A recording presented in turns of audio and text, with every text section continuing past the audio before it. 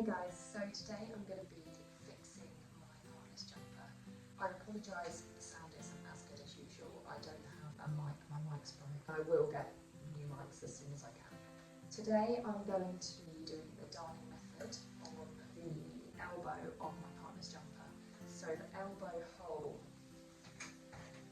has got quite big, it's like this. You don't always want to have a patch, and he's not keen on a patch idea yet. So I'm going to do the darning method, and hopefully you're not going to be able to see it too much.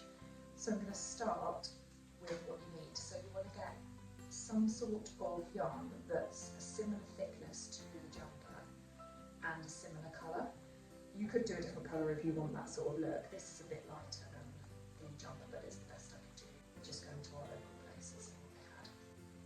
Some scissors, and you want a big needle, kind of thick needles like this, that you'll be able to put the yarn through. And then what you want to do is start off by doing a little knot in your yarn. Just going to cut off a really nice amount. I've probably done about 4.5 meters there.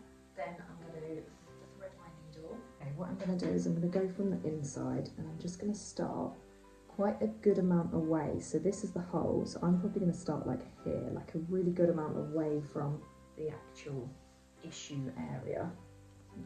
Here. Then I'm just going back on myself and going through just to make sure it's secured. Oh, I've done too much. Right. I just think it's worth it so that I don't have to cut and attach more again. But it does take some pulling through, so you might not want to do yours as long as me. Okay, so I know that that's just kind of better attached.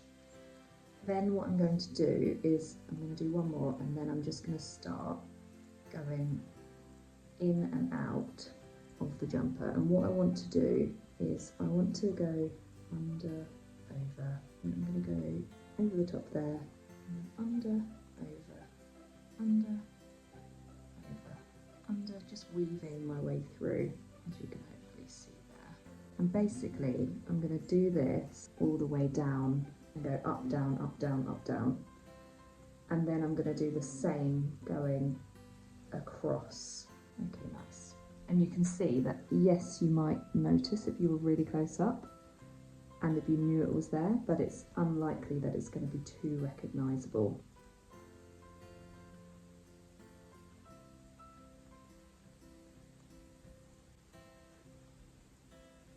Picking up what I can from where the hole is and making sure that I work as close to my last line so that I'm really helping to reinforce the holding together of all the knitting, because obviously that's where the weakest points are, where it's starting to break away. So I want to kind of create the new fabric over there with as much support for the old parts as possible. If you can see the difference, but here I've got a line there, a line there, a line there, and here I've gone right next to it there. So I'm kind of making sure that I'm closer, so it's got more chance of being held and more stability.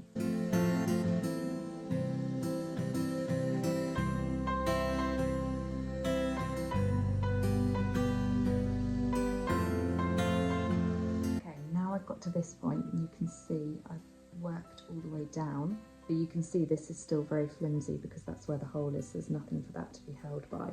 So now I'm going to start working my way, gridding my way across. Again, following the lines of the knit. It was easier. Choose your easiest way first. So it was easier for me going down, obviously, because you can see the rows really easily. So now I'm going to work my way across and create a whole held together elbow area, hopefully.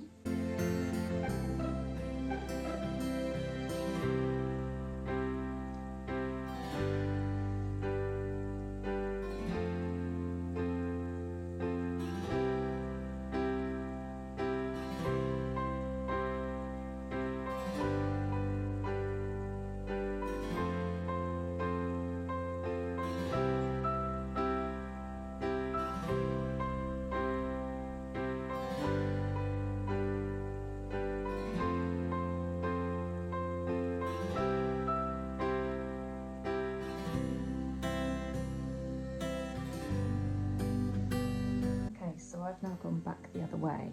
You can see it's really, I mean, on the camera, because you see really close up, it looks like you can see a lot of it. You can see here the lighter, because it is a lighter yarn, and it was quite a big hole going on here. I'm worried that I don't have enough there and I need a bit more, so I think I'm just going to go up and again kind of reinforce over the same areas. Again, the worse the hole already is, the more you need to do, and the more visible of course it's going to be. But I still think it's nicer than a patch that's like a specific patch. I think there's some beauty to this kind of thing. So this kind of repair has got some beauty to it. You know, it's got texture. It's just interesting. You can see it's a well-loved jumper that's been beautifully fixed. You know, I feel like you can almost see the effort that's gone into keeping it together. So yeah, I'm gonna, even though it's gonna be more visible, I am gonna go back and forth more, because I'd much prefer for it to do its job and stay in one piece for longer than to have it a bit more invisible, but then it's still, you know, not last as long. So I'm gonna do that now. I did just want to say as well, where you manage to carve out the time to do this sort of repair, try and create a little bit of a ritual around it. Your whole life is just the moment you're in. And so even if it's a little task like this, like make it the beautiful ritual that it is. It's actually a really lovely thing to sit down and do. Make sure you've got a drink, make sure you light a candle if you want to, or give yourself some nice lighting, maybe put a podcast on you want to listen to. Whatever you want to do to kind of create that environment. I'm just sitting here in peace and quiet, and it's lovely. My toddler is out with her dad, and so I'm actually able to just focus on this. And so for me, that's a real lovely bit of time for reflection and thought and letting my mind wander and sitting in quiet. You appreciate it more once you've got children, definitely, but as I'm trying to build this summer life and concentrate on the things that I feel actually matter, noticing the joys in all these little things that we can do. I think a lot of people know this inside. Like for me, for example, I knew like the idea of sitting down and repairing something is lovely, but when do we actually do it, you know, or when do we actually prioritise it? And actually we could see this as a bit of self-care, because it's really lovely. It's a bit like crafting or something like that. You know, it's a really lovely little task to set yourself, even if I've never done this before. So especially if you're doing something you've never done, it's interesting for your brain, you're learning something new. There's so many positives, and it's a lovely thing to do, and it feels lovely doing something for someone that you love as well. So the fact that I'm doing this full time, and I never really am able to prioritise time focused on doing something special for him. And you know, maybe it doesn't feel that special, but you can imagine if you're receiving something that someone's literally put their time into fixing for you or making for you. It's a really special feeling, and you do feel really loved.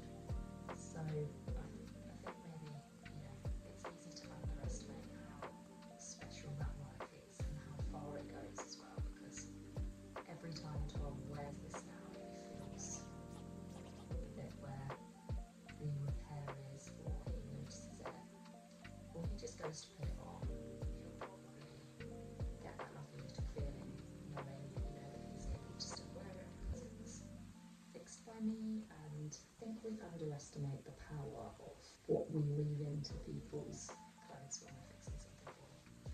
It's a nice way to put it, I think. You know, you're weaving in more than just a yarn that's holding it together.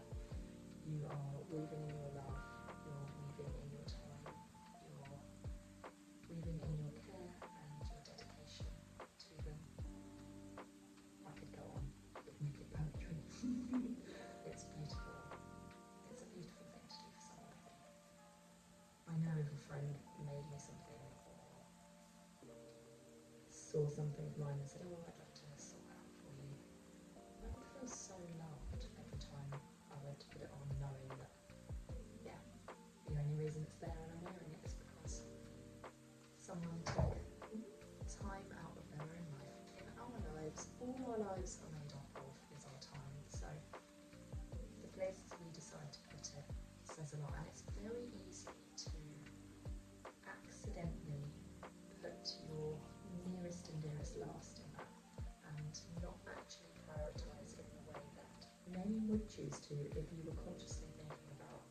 mattered most to you. So what I'm doing is I'm pulling it through now to the inside, and I'm going to turn this inside out to do the knot that finishes it off, because I don't want that to be visible on the outside. Now I don't want to pull it too tight and I've pulled anything in, so yeah, I'm just going to pick up another, fold it in to tie them up and tie it off, and then I'll cut the end and tie another knot. So that's not gone through or anything, it's just going to be an extra finisher at the end. Not be doing too much, but I just want to be ultra careful. Okay, let me show you the finished result. There's the repair. I'm really pleased with this. So you can see how the yarn I went for is slightly lighter, so it is kind of visible, but it's not bad, is it? So that's my little video on how to repair a jumper. I hope you enjoyed, and I will see you again soon. If you did enjoy and you'd be interested in seeing